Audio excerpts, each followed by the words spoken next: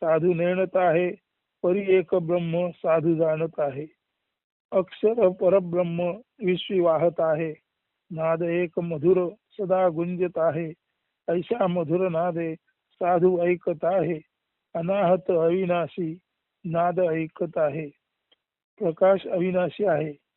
शब्द हेही प्रकाशाचेच रूपांतरण असल्याने तेही त्यांच्या मूळ प्रकाश रूपात असं म्हणतात असतातच असतात.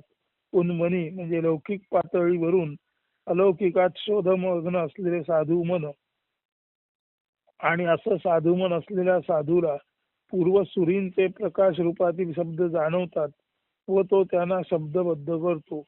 अपौरुषेय वेद किंवा महन्मंगल जाणीवांचे स्तोत्र सूक्त असेच वेदांबद्दल म्हणतात.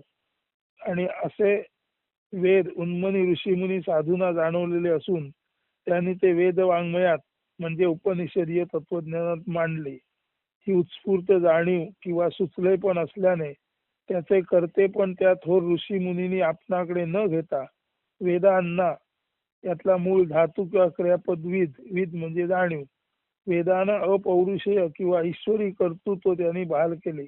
आजही वेद त्याचा अर्थ जाणीवांचा वेध याच पद्धतीने निर्माण होणे निश्चित शक्य आहे.